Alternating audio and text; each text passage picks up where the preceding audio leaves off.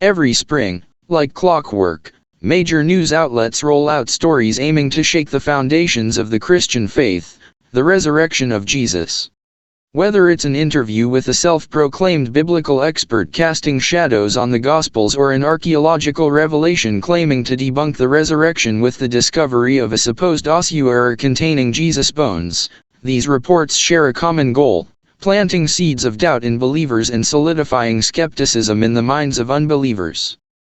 Some people mistakenly believe that Easter, the celebration of the resurrection, has pagan origins. The myth suggests that Christians adopted Easter from a pagan festival, pointing to the similarity between the word Easter and the Old English term Eostra, supposedly the name of a Teutonic goddess. Skeptics often refer to a passage by Saint Bede, but he's the only one mentioning this goddess, and there's no evidence of her in other mythologies. Importantly, this argument only applies to the English language. In reality, most European languages link Easter to the Greek Pascha or Hebrew Pesach, both related to Passover. When we explore the history of the Anglo-Saxons in England and the continental Saxons in Europe, we find no link between Easter and pagan practices. The Anglo-Saxons converted in the late 6th century under St. Augustine of Canterbury, and Charlemagne later brought the continental Saxons to the faith in the 8th century. These conversions happened long after Easter was firmly established in the Church's calendar by the 2nd century, documented in scripture and writings about early Christians. In fact, there was a historical debate over the dating of Easter, leading to discussions between Saint Polycarp and Pope Saint Pius I in 154. This matter was eventually resolved at the Council of Nicaea in 325, emphasizing the enduring significance of Easter in Christian tradition. However, it is Christmas, not Easter, that gets the spotlight when it comes to connections with ancient Roman celebrations for the gods Saturn and Sol Invictus. This myth is so rampant that even Puritans called it Fool's Tide. Their influence stuck around in the United States, and Christmas only became an official federal holiday in 1870. The feast of the Roman god of agriculture, Saturn, was a two-day celebration of the end of the planting season and was known as the Saturnalia. During the reign of Emperor Augustus, the festival would begin on December 17, but that date was later moved by Emperor Domitian to December 25.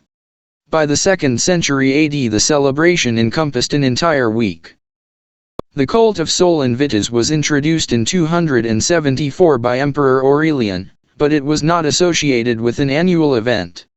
Although the date for the celebration of Sol Invictus' birthday was December 25, the only documentary source for that date is a 4th century illustrated calendar for a wealthy Christian known as the Chronography of 354. It is easy for skeptics to claim Christmas was borrowed from paganism, because Scripture does not provide a date or even a time of year for Christ's birth. But the lack of calendar specificity in the Bible does not prove the Church decided to baptize a pagan celebration with the Nativity of the Lord. There is no early Christian or pagan writing that indicates December 25 was picked because of its correspondence with the Saturnalia or the birthday of Sol Invictus. In fact, early Christians went out of their way to demonstrate how different they were from the pagans. They recognized that the Nativity merited a place in the liturgical calendar, so by the 3rd century Christmas was celebrated on December 25 in the West and January 6 in the East. So, what is the real story? The celebration of Easter is rooted in the resurrection of Jesus from the dead and was a central focus of the early Christians. The Sabbath was changed by the early Jewish converts from Saturday to Sunday in recognition of the resurrection and was not borrowed from pagan practice. Therefore, Easter is for Jesus. Fixing the date for Christmas on December 25 had more to do with Jewish tradition than pagan custom. In Jewish tradition, March 25 was celebrated as the date of Abraham's sacrifice of Isaac, when the Lord promised to send a lamb to complete the sacrifice. It also marked the first day of the creation, when God brought forth light. The early Christians easily recognized the connection between Christ the Lamb and the light, and dated both his conception and death to March 25. If the incarnation occurred on March 25, then it follows that the Nativity occurred 9 months later on December 25th. Therefore, Christmas is for Jesus. And there you have it, the real reason behind December 25th as Christmas. For us Christians, Christmas is all about the profound link between creation, the cross, and Christ's conception. So, as we celebrate Christmas, let's keep the focus on Jesus. Thanks for tuning in, and Merry Christmas to all.